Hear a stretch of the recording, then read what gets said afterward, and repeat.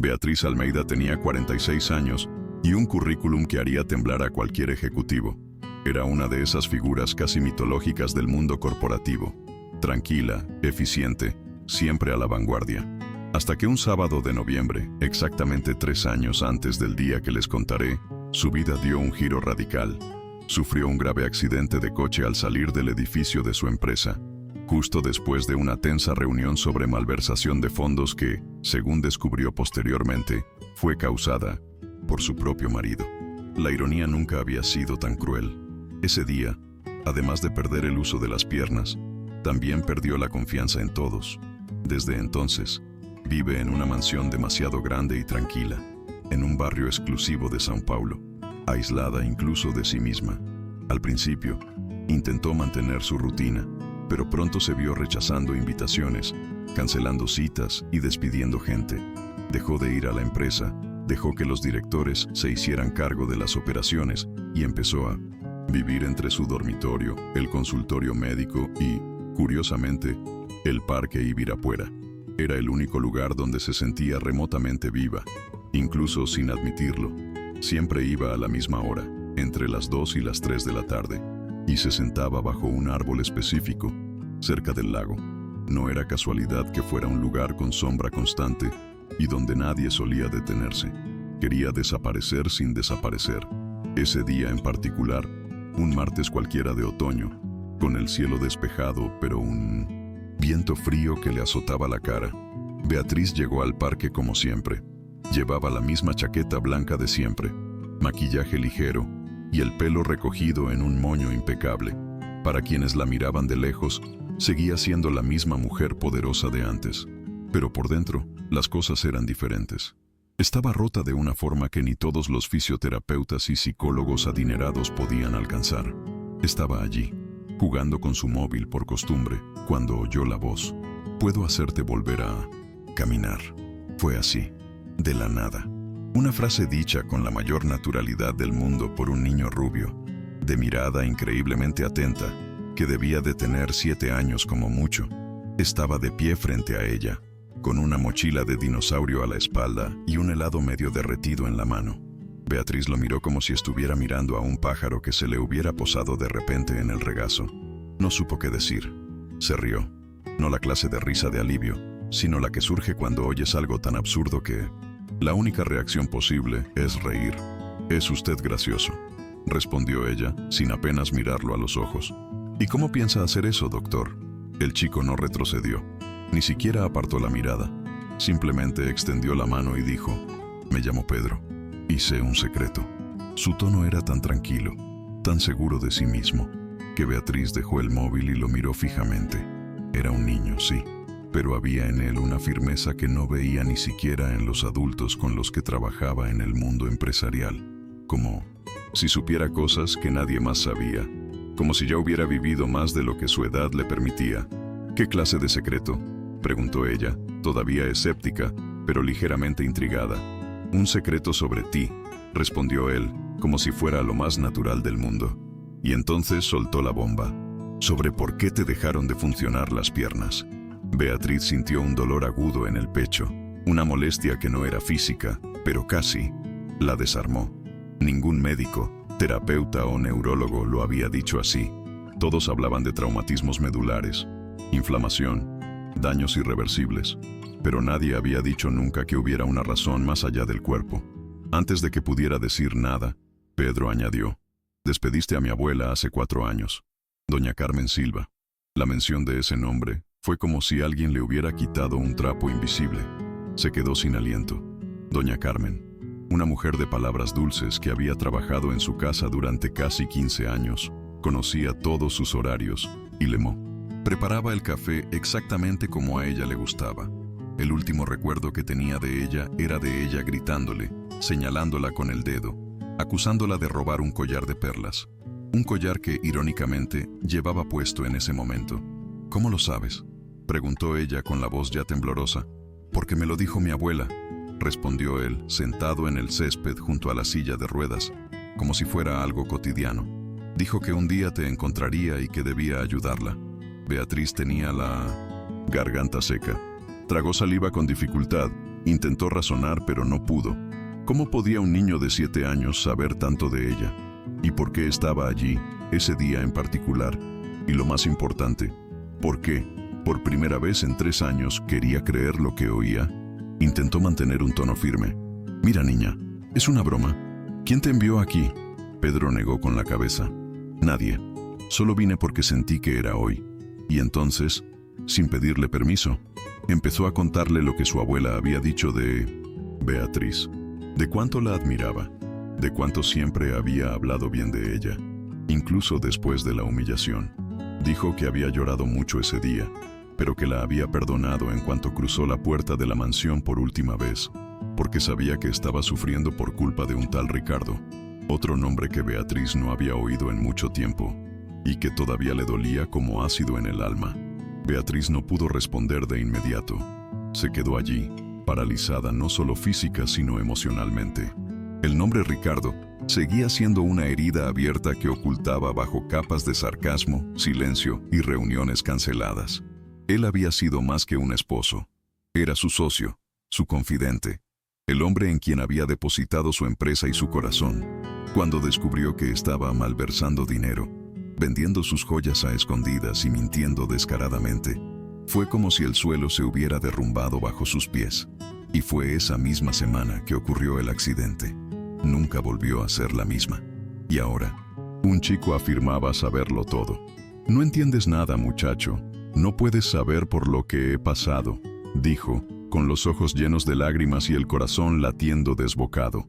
Pero Pedro no se acobardó. La miró profundamente a los ojos, como si pudiera ver lo que ella ya no veía. «Sí, lo entiendo. La abuela dijo que te convertiste en piedra porque te dolió demasiado el corazón, pero aún hay luz dentro de ti». Esa frase, tan simple, tan infantil, impactó a Beatriz más que cualquier discurso motivador que hubiera escuchado. Nadie le había dicho nunca que aún tenía luz, ni siquiera ella misma. Instintivamente, buscó su collar de perlas. Tocó las frías cuentas y pensó en el día que le gritó a doña Carmen. Recordó la ira, la confusión, el miedo a ser traicionada. No hizo preguntas. No quiso oír explicaciones. Simplemente había echado a la mujer que había sido su aliada durante años, sin mirar atrás. Y ahora su nieto estaba allí, contándole todo con una calma aterradora. «Me dijo que vio al tío Ricardo llevarse este collar la noche antes de irse de tu casa, pero no la dejaste hablar», dijo Pedro, como si hablara del tiempo. Las palabras del chico derribaban los muros que Beatriz había construido a su alrededor. Intentó desviar la conversación, cambiar de tema, pero no pudo. Era como si Pedro hubiera encontrado un código secreto para acceder a recuerdos que ella llevaba años enterrando. «¿Dónde está tu abuela ahora?», preguntó en un susurro. Pedro bajó la mirada y respondió en un tono que por primera vez sonó triste. «Está muy enferma. Mi madre decía que nunca ha vuelto a ser la misma desde aquel día, que cada día estaba un poco más triste». El silencio que siguió pareció pesar. Beatriz sintió una opresión en el pecho que no había sentido desde antes del accidente. «Pedro, necesito verla. Necesito pedirle perdón. ¿Puedes llevarme con ella?». Pero el chico negó con la cabeza. «No quiere verte. Dijo que debes estar demasiado ocupado con tu vida de ricos como para acordarte de una criada cualquiera». Eso dolió. Dolió más que la parálisis, porque no era cierto. O mejor dicho, era una verdad que odiaba que fuera cierta. Intentó responder, pero lo único que pudo decir fue: «Pero nunca fui feliz después de eso. Nunca». Pedro la miró con seriedad, como si estuviera haciendo una evaluación final. «¿De verdad quieres volver a caminar?». La pregunta fue seca, directa, sin florituras. Beatriz asintió sin dudar. Más que nada, el chico sonrió levemente. «Entonces, tienes que hacer algo muy difícil». Respiró hondo, esperando una respuesta absurda. «Tienes que recordar quién eras antes de convertirte en piedra y contar una buena historia sobre mi abuela, todos los días». Eso sonó tan extraño que Beatriz necesitó un segundo para procesarlo. «¿Eso es todo?», preguntó, medio incrédula. «Por ahora sí. Nos vemos aquí todos los días a las 3 de la tarde. Y cuéntame una historia de la abuela, una que te haya hecho sonreír». Por primera vez en años, Beatriz sintió ganas de sonreír de verdad. «Tengo muchas historias así», dijo, casi en un susurro. Pedro se levantó, cogió su mochila y empezó a alejarse. «Pedro, espera. ¿Cómo te voy a encontrar mañana?» Se giró y respondió como si fuera obvio. «Siempre estaré aquí cuando llegues a casa, tía Beatriz». Y desapareció entre los árboles. Esa noche, Beatriz no durmió. Revivía escenas del pasado que se obligaba a olvidar. Recordaba a doña Carmen tendiendo la cama con flores del jardín, el olor a torta de maíz que salía de la cocina todos los domingos, las noches en que Carmen se sentaba en el sofá y metía los pies en un cubo de agua tibia, después de largos días de reuniones. Lloró mucho, no como alguien débil, sino como quien por fin abre un cofre que lleva años encerrado. Y en medio del llanto, ocurrió algo extraño. Sintió un hormigueo en las puntas de los pies. Al día siguiente, Beatriz llegó al parque 15 minutos antes de lo previsto. Llevaba la misma chaqueta blanca, pero esta vez con una bufanda colorida alrededor del cuello. Era como si estuviera reconciliándose con una vieja parte de sí misma. Se quedó allí, mirando el lago, esperando. Y a las 3 en punto, Pedro apareció, sonriendo, con la misma mochila y el mismo aire de quien sabe más de lo que aparenta. «Viniste», dijo, como si lo hubiera tenido claro desde el principio.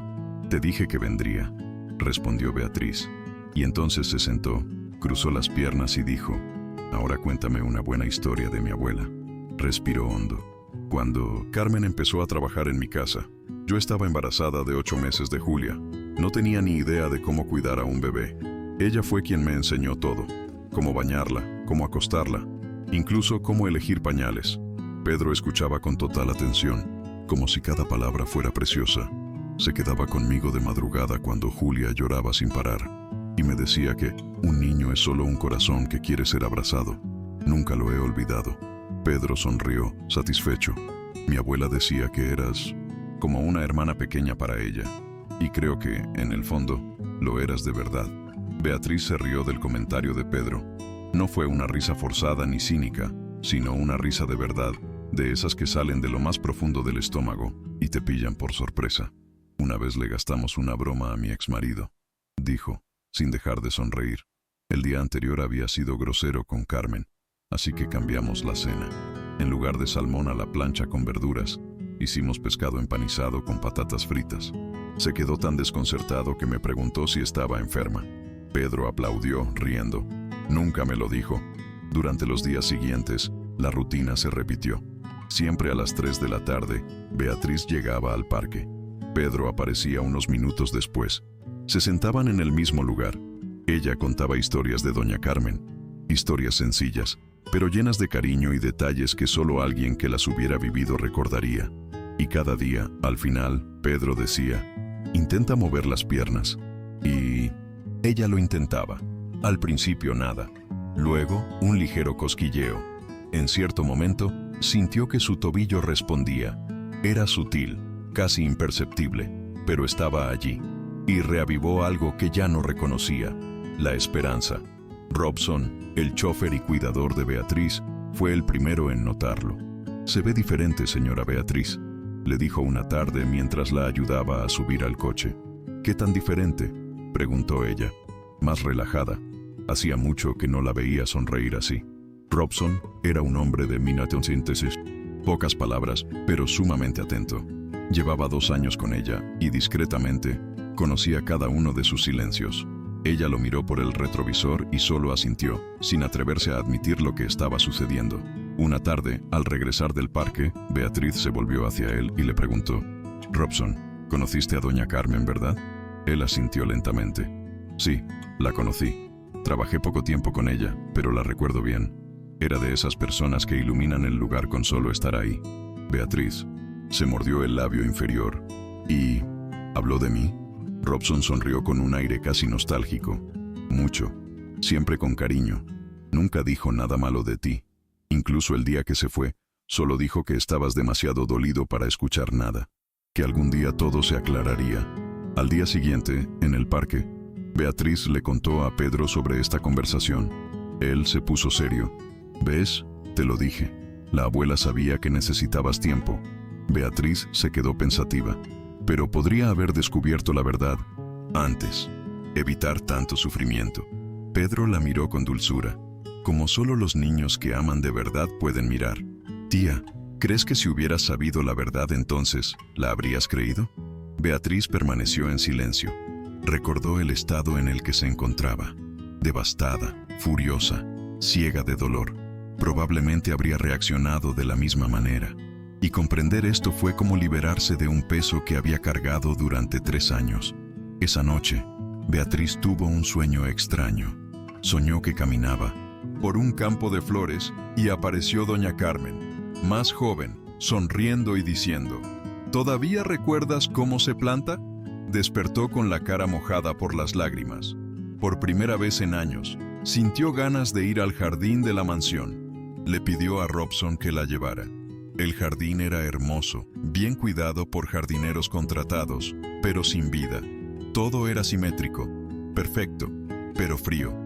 Algo faltaba. Robson, ¿recuerdas qué flores le gustaba plantar a doña Carmen? Pensó un momento. Petunias, violetas y begonias. Dijo que eran flores que necesitaban cuidados. Beatriz sonrió. Era justo el tipo de flor que le sentaba bien a Carmen. Sencilla, pero con personalidad. Ese mismo día, le pidió a Robson que averiguara dónde estaba hospitalizada doña Carmen. Él dudó, pero acabó confesando que ya lo sabía. Está en el Hospital São Lucas en Vila Madalena. La cirugía que necesita cuesta unos 80,000. Beatriz abrió mucho los ojos. ¿Eso es todo? Para ella, 80,000 no era más que el coste de un fin de semana en París. Robson, ve al hospital mañana y paga todo. Pero tiene que ser anónimo. Si descubre que fui yo, podría negarse. Robson asintió, pero parecía preocupado. Quizás ella merezca saber que fuiste tú. Beatriz negó con la cabeza. Pedro me explicó. Está orgullosa. Si descubre que fui yo, podría pensar que intento pagar mi culpa con dinero. Y no es eso. Solo quiero verla bien. Robson la respetaba.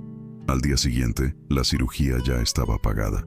Y en el parque, cuando Pedro le dijo que los médicos habían dicho que no podían esperar más, Beatriz ya sabía que había hecho lo correcto. «Pedro, ¿crees en milagros?», preguntó. Él sonrió. «Sí, y creo que uno ocurrirá hoy». «Cierra los ojos e imagina a mi abuela sonriendo», dijo Pedro. «Piensa en ustedes dos en el jardín, riendo, plantando juntos, y trata de mover los pies». Beatriz obedeció. Respiró hondo. Se imaginó a Carmen con las manos cubiertas de tierra, contando historias mientras plantaba las violetas. Y entonces, sus dedos se movieron. Por primera vez en 3 años, sintió un verdadero impulso. Abrió los ojos sorprendida. «Pedro, lo logré. Moví los dedos». El niño saltó de alegría. Lo sabía. Sabía que podías hacerlo. Y en ese momento, Beatriz supo que ese niño era el mejor regalo que la vida le podía haber dado. Esa tarde, al llegar a casa, Beatriz ya no pudo contener las ganas de cuidar el jardín con sus propias manos. Le pidió a Robson que comprara petunias, violetas y begonias al día siguiente. Mientras tanto, se sentó frente al viejo invernadero, ahora cubierto de polvo, donde Carmen guardaba sus herramientas de jardinería. Permaneció allí más de 1 hora, pasando los dedos por las macetas, reviviendo recuerdos. Recordó un día concreto en que Carmen le enseñó a Julia, siendo aún pequeña, a plantar violetas. Las flores necesitan silencio para crecer, como ciertos dolores, había dicho esa tarde. Beatriz nunca lo había entendido, hasta ahora. Al día siguiente, Pedro llegó al parque con una expresión distinta. Menos sonrisa, más preocupación. «Mi abuela empeoró anoche», dijo cabizbajo. «Los médicos dijeron que casi muere». Beatriz contuvo sus emociones, pero por dentro su corazón ya latía con fuerza. Quería decirle que la cirugía ya estaba pagada, pero no podía romper el pacto de anonimato. «Pedro, a veces cuando creemos de verdad, las cosas cambian», dijo con la mirada firme. Y él simplemente respondió: «Entonces cree por los dos, tía, porque lo estoy intentando, pero es difícil». Beatriz sintió un impulso que no provenía de ninguna lógica. Era algo que venía de lo más profundo, como una urgencia silenciosa. Cerró los ojos e intentó mover las piernas de nuevo. Y esta vez, además de los dedos de los pies, todo el tobillo respondió. Pedro dio un salto y la abrazó con fuerza. «Tía Beatriz, ya vuelves». Ella rió, emocionada. «¿De verdad es posible?». Pedro asintió con los ojos llenos de convicción. La sanación llega cuando dejamos de huir del dolor y empezamos a comprender de dónde viene. Era increíble cómo un niño de 7 años podía decir esas cosas con tanta naturalidad. Esa noche Beatriz llamó al hospital. Confirmó que la cirugía de Carmen había sido un éxito. Al otro lado de la línea, la recepcionista dijo: lloró mucho al recibir el ramo. Dijo que sabía quién lo había enviado, aunque no estaba firmado. La simple nota decía: para que vuelvas a florecer, de una amiga que nunca has olvidado. Esas palabras, elegidas con tanto cuidado por Beatriz, cobraron un nuevo significado. Se preguntó si por fin era el momento adecuado para presentarse, pero aún no sabía cómo. Al día siguiente, Pedro entró corriendo, radiante. Tía Beatriz, funcionó. La cirugía fue un éxito. El médico dijo que su corazón late con normalidad. Beatriz casi lloró en ese instante. ¿Y sabes qué más?, añadió Pedro. Dijo que estaba segura de quién le había enviado las flores. Beatriz sonrió, pero preguntó con miedo: ¿estaba enojada? Pedro negó con la cabeza. Estaba feliz. Dijo que era una prueba de que todavía te importaba. El nudo en la garganta que llevaba años cargando por fin empezó a aflojarse. ¿Crees que de verdad me perdonó?, preguntó Beatriz, todavía aprensiva. Tía, nunca dejó de quererte, respondió Pedro sin pestañear. Te escribe cartas todos los años en tu cumpleaños. Los ojos de Beatriz se abrieron de par en par. ¿Cartas?, asintió Pedro. Tiene una caja llena. Dice que así puede hablar contigo, incluso estando lejos. Eso afectó a Beatriz de una manera inexplicable. Saber que Carmen todavía se preocupaba por ella, que todavía pensaba en ella, que todavía le escribía, era algo que jamás hubiera imaginado. Sintió una mezcla de alivio y vergüenza. Esa noche, le pidió a Robson que llamara a su hija. Julia contestó el teléfono directamente desde San Diego, donde vivía y trabajaba como investigadora. Hola, mamá. ¡Qué sorpresa! Beatriz dudó un segundo, pero luego dijo: hija, ya puedo caminar. Se hizo el silencio al otro lado de la línea. Julia no sabía qué decir. Beatriz rió, conmovida. Es una larga historia, pero Carmen ha vuelto a casa. Al otro lado, su hija lloraba. Mamá, ¿qué pasa? Beatriz simplemente respondió: por fin me perdoné, y entendí que la familia es a quienes elegimos mantener cerca. Al día siguiente, Beatriz se armó de valor. Le pidió a Pedro que la acompañara a visitar a su abuela. ¿Crees que querrá verme?, preguntó, aún insegura. Pedro sonrió. Siempre quiso. Solo esperaba a que estuvieras listo. Beatriz respiró hondo. Se puso un vestido azul que Carmen solía complementar. Mandó a hacer un ramo nuevo con las mismas flores: petunias, violetas y begonias. En la tarjeta simplemente escribió: para mi familia, con cariño. Temblaba un poco, pero había algo diferente en ese temblor. Era miedo, sí, pero también anticipación. Llegaron al hospital a última hora de la tarde. El sol ya se ponía en el cielo de São Paulo, tiñendo los edificios de un tono dorado. Pedro entró primero, saltando. Beatriz esperaba en la puerta, con el corazón latiéndole con fuerza. Al oír la voz débil pero familiar que decía: mi querida Beatriz, sintió que las lágrimas le corrían por las mejillas antes siquiera de verla. Entró despacio y allí estaba doña Carmen, más delgada, con el pelo completamente blanco, pero con la misma sonrisa que recordaba. «¿Cuánto te extrañé?», susurró Carmen extendiendo la mano. Beatriz la sostuvo como si estuviera sosteniendo un pedazo de su propia historia. Beatriz se sentó junto a la cama de Carmen sin decir palabra durante unos segundos. Simplemente le tomó la mano, sintiendo ese calor familiar que ni siquiera recordaba extrañar. Cuando por fin logró hablar, su voz salió baja, casi como un susurro ahogado. «Necesito pedirte perdón. Fui horrible contigo.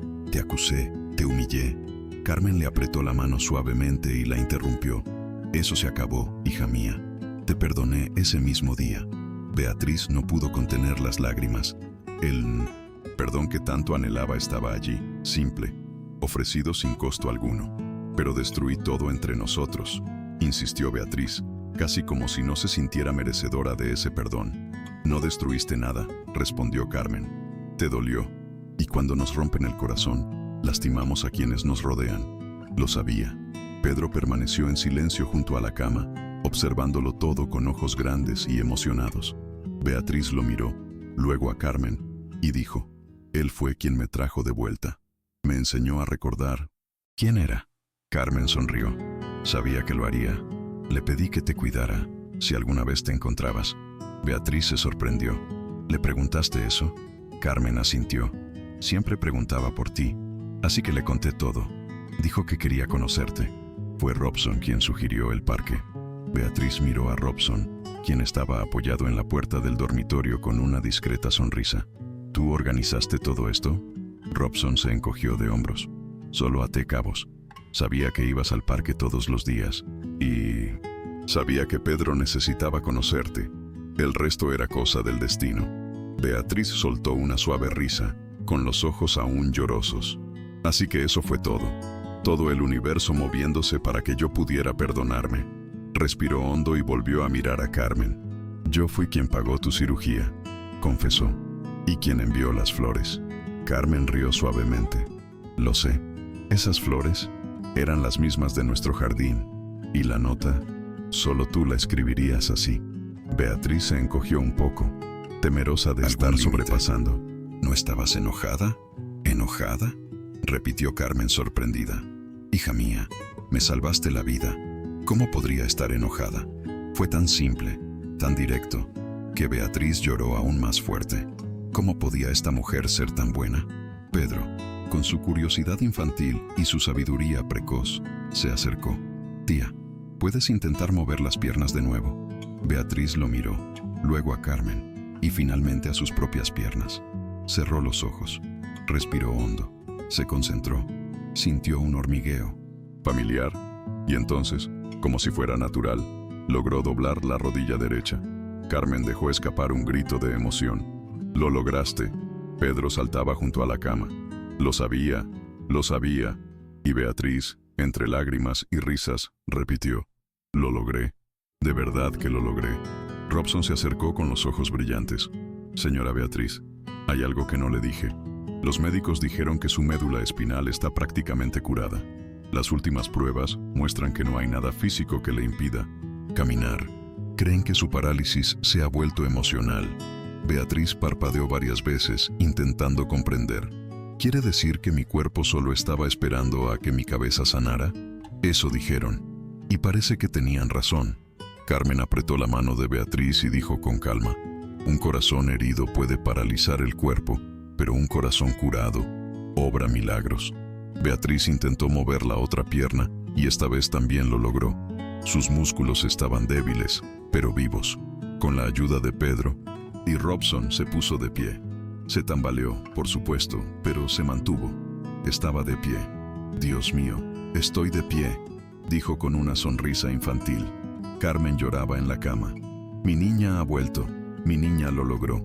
Dio 2 pasos lentos hacia la cama y se inclinó para abrazar a Carmen. Fue un abrazo de años condensados, un abrazo de perdón, de reencuentro, de renacimiento. «Gracias por nunca renunciar a mí», susurró. «Nunca», respondió Carmen. «Jamás me rendiría contigo». Pedro se unió al abrazo, los tres entrelazados como si el tiempo hubiera retrocedido. Era como si la habitación del hospital se hubiera convertido en un hogar.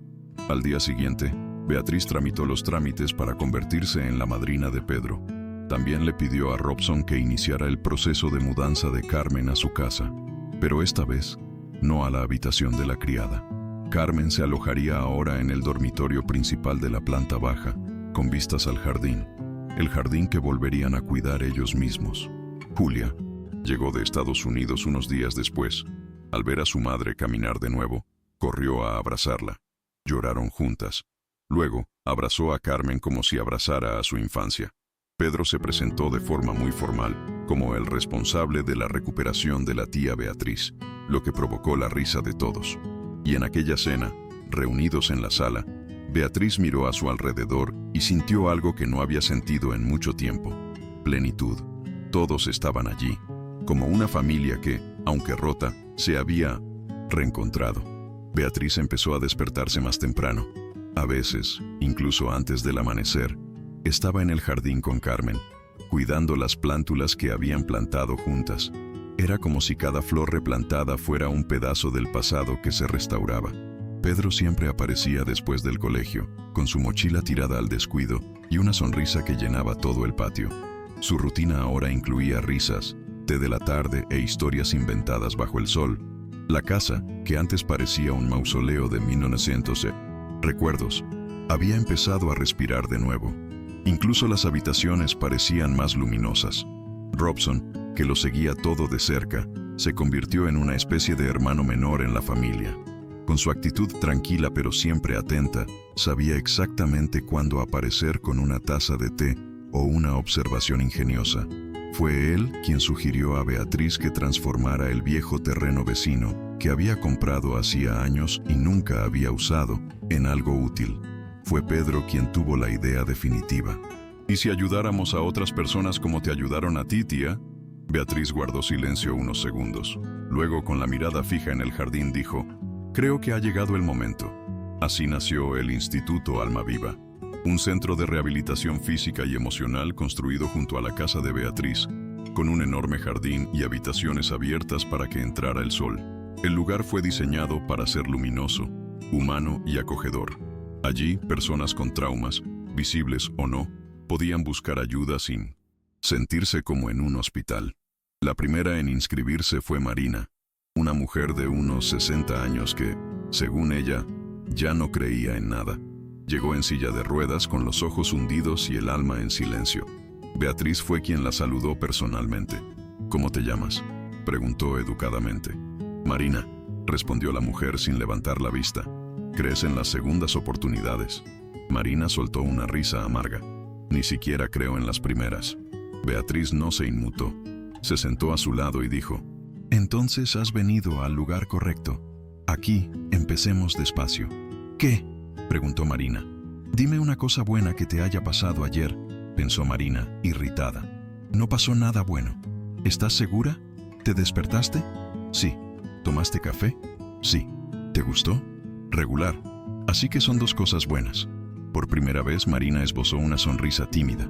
Y así comenzó el proceso. Durante semanas, Beatriz paseó con ella por el jardín, charló y contó su propia historia. Carmen preparó té y poco a poco conquistó a Marina con su firme amabilidad. Pedro se aseguró de enseñarle el lugar todos los días, como si fuera la primera vez. Marina, que había llegado incrédula, se relajó poco a poco, volvió a reír, empezó a recordar. Un día le dijo: ¿crees que volveré a caminar? Beatriz le tomó la mano y respondió: no lo creo. Lo sé. Marina fue solo la primera. Pronto, el instituto empezó a recibir a personas de todas partes, personas con dolor en el cuerpo, la mente y el corazón. Y para cada una, Beatriz tenía algo que ofrecer. No un milagro, sino un camino. Una invitación a creer. Carmen se convirtió en la directora de bienestar. Pedro, incluso a los 9 años, fue nombrado oficialmente embajador de la esperanza. A cada nuevo paciente le hacía la misma pregunta: ¿crees que puedes mejorar? Y cuando la persona decía que no, sonreía y decía: entonces, aquí es donde empezamos. Con el tiempo, Marina volvió a caminar, paso a paso, con esfuerzo, tropiezos, lágrimas y aplausos. Un día, se sentó en el mismo banco donde una vez dijo no creer en nada, y confesó: el momento en que empecé a sanar fue cuando me preguntaste por el café. Era la primera vez en meses que alguien quería saber algo pequeño sobre mí. Beatriz sonrió. Las pequeñas cosas son las más importantes. Pedro me enseñó eso. Marina miró al niño y dijo: tienes un don, ¿sabes? Él respondió simplemente: la abuela siempre decía que solo le recuerdo a la gente lo que ha olvidado. El instituto celebró su primer aniversario con una fiesta en el jardín. Pacientes, expacientes, voluntarios, todos estaban allí. Pedro se subió a una silla y con su habitual seriedad dijo: ¿sabes lo que aprendí este año? Que a veces creemos haberlo perdido todo, pero en realidad solo nos preparábamos para conseguir cosas mejores. Hubo aplausos, lágrimas, abrazos. Carmen se acercó a Beatriz después del discurso y le preguntó: ¿en qué piensas, hija mía? Beatriz respondió, mirando a su alrededor, que pensé que lo había perdido todo, pero en realidad solo había perdido lo que no debía. Continuó: perdí mi orgullo, mi frialdad, mi rabia, mi rencor, y todo esto lo gané aquí, una familia de verdad. Carmen le acarició el rostro. Nunca dejaste de ser mi hija del corazón. Pedro apareció a su lado con una flor en la mano. Y nunca dejaste de ser mi tía que volvió a caminar. Esa noche, los tres se sentaron en el jardín, mirando las estrellas, como todos los días. ¿Sabes qué es lo que más me gusta de nuestra historia?, preguntó Beatriz. ¿Qué?, respondieron ambos a la vez. Que nunca termina, porque cada día escribimos un nuevo capítulo. ¿Y qué capítulo estamos escribiendo ahora?, preguntó Pedro curioso. Beatriz miró a su alrededor, vio el jardín florido, el instituto lleno de vida, y respondió: el de la multiplicación. Pedro frunció el ceño. ¿Multiplicación de qué? De todo lo que hemos aprendido sobre el amor, el perdón y la sanación. Cada persona que se va de aquí llevándose esto consigo, lo contagiará a más gente. Es como las semillas de las flores. El viento las lleva y crecen en otros lugares. Carmen asintió. Así, nuestra familia seguirá creciendo para siempre. Beatriz sonrió. Eso es todo. Para siempre. Unos meses después, una mujer llamada Rosa llegó al instituto. Tenía unos 60 años, una mirada dura y dificultad para caminar debido a un accidente. Estaba en silla de ruedas, pero era evidente que el mayor dolor no estaba en las piernas, sino en el corazón. Beatriz la recibió como a todos. Bienvenida, ¿quieres hablar? Rosa se mostró reticente, pero poco a poco empezó a abrirse. Dijo que el accidente había sido causado por su propio hijo, que conducía ebrio. Desde entonces, él había desaparecido, abrumado por la culpa, y ella, abrumada por la ira. No quiero volver a verlo a la cara nunca más. Beatriz escuchó pacientemente, sin interrumpir. Luego preguntó: ¿echas más de menos caminar o abrazar a tu hijo? Rosa no respondió de inmediato, pero sus ojos delataron la respuesta. En los días siguientes, empezó a participar en las actividades, aunque se mostraba escéptica. Pedro no tardó en acercarse a ella, entablando una conversación con su forma de ser que nadie podía resistir por mucho tiempo. La abuela dice que cuando estamos muy enfadados con alguien, es porque nos importa, dijo un día, mientras ayudaba a Rosa a regar las plantas. Ella no respondió, simplemente agarró con más fuerza el asa de la regadera. Fue Carmen quien dio el siguiente paso. Se sentó con Rosa en el jardín y le contó sobre su propio hijo, quien también había tenido problemas con el alcohol en su juventud. Hubo días en que quería rendirme, pero recordé que una madre nunca se rinde. Una madre puede luchar, puede alejarse, puede gritar, pero en el fondo solo queremos recuperar a nuestro hijo. Rosa escuchó en silencio. Al día siguiente, buscó a Beatriz. Quiero encontrar a mi hijo. ¿Estás segura?, preguntó Beatriz con cautela. Sí, si aún hay tiempo, quiero intentarlo. Con la ayuda de Robson, localizaron al chico en un pequeño pueblo del interior. Asistía a Alcohólicos Anónimos y trabajaba como mecánico. Rosa llamó. Cuando contestó, se hizo el silencio. Al otro lado, una voz temblorosa dijo: «Mamá». Casi colgó, pero respiró hondo y respondió: «Hola, hijo mío». Sus lágrimas no tardaron en llegar. «Perdóname, fue todo culpa mía». Rosa también lloraba. «Ya te perdoné. Solo quería oír tu voz». Una semana después, llegó al instituto. Estaba delgado, con la mirada cansada, pero claramente arrepentido. Al ver a su madre, se arrodilló junto a su silla de ruedas y lloró como un niño. Pedro, observándolo desde lejos, se acercó y le dijo: «Tío, ¿quieres ayudar a tu madre a caminar de nuevo?». «¿Qué quieres decir?», preguntó el niño. «Igual que ayudé a la tía Beatriz, con amor, paciencia y presencia». Rió, llorando. Y así comenzó otro proceso. Madre e hijo caminando juntos, apoyándose, reconstruyendo lo que la culpa y el dolor habían destruido. 2 meses después, Rosa dio sus primeros pasos sola. Al hacerlo, su hijo le tomó la mano. «Mamá, lo lograste», exclamó. «Lo logramos, hijo. Lo logramos juntos». Beatriz observaba todo con lágrimas en los ojos. Era otra historia de sanación. Otra prueba viviente de que el amor transforma. Esa tarde, Carmen se acercó a Beatriz mientras regaba una plántula de begonia. «¿Sabes de qué me di cuenta, hija mía? ¿Qué? Empezamos ayudando a una persona y terminamos ayudando a cientos». Beatriz sonrió. «No, empezamos ayudando a una persona. A mí». Carmen asintió. «Es cierto, tu sanación fue el principio de todo». Beatriz guardó silencio unos segundos. Luego dijo: ¿Crees que todo esto realmente estaba destinado a pasar? Creo que la vida tiene una forma misteriosa de transformar nuestro dolor en propósito. Y tú lo hiciste. Esa noche, Beatriz estaba sentada en la oficina del instituto, revisando los casos de los nuevos pacientes, cuando Pedro apareció en la puerta. «Tía, ¿puedo pasar?» «Claro, pero es tarde. ¿Qué pasa?» «No puedo dormir. Estaba pensando en algo». Se sentó en su sillón de siempre, como hacía desde pequeño. «¿Recuerdas lo que te dije el primer día que nos conocimos?» Beatriz sonrió. «Lo recuerdo. Dijiste que podías hacerme caminar de nuevo. ¿Y te lo creíste?» «Al principio no, pero luego, cuando vi que no solo hablabas de mis piernas, sino de mi corazón, empecé a creerlo». Pedro la miró con la misma seriedad de siempre. «¿Te cuento un secreto?» «Sí. Ese día en el parque tenía miedo. No sabía si podría ayudarte, porque estabas muy triste, tía. Más de lo que imaginaba». Beatriz se conmovió. «¿Y qué te hizo seguir adelante?» «La abuela decía que las personas más tristes son las que más necesitan amor.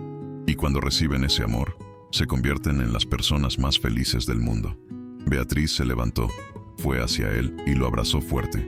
«Gracias, Pedro». «¿Por qué?» «Por no darme la espalda cuando yo ya me había dado la espalda». A la mañana siguiente, Beatriz se despertó con una idea.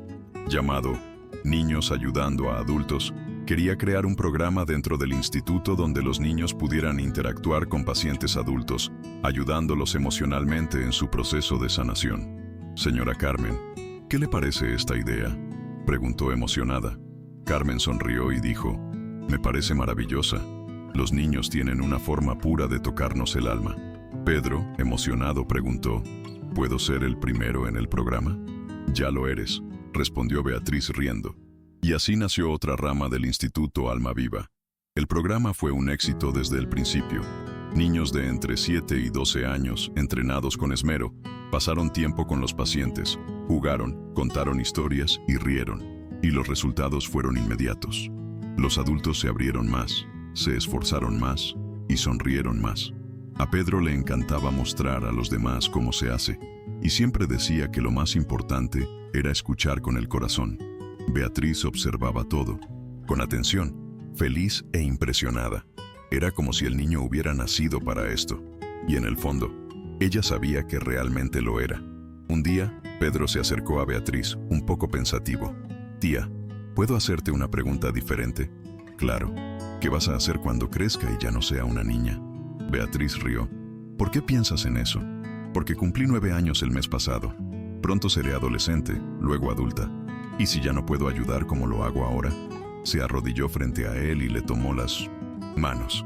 «Pedro, ¿crees que tu abuela dejó de ayudar a la gente cuando se hizo adulta?» «No». «¿Y yo?» «Yo tampoco».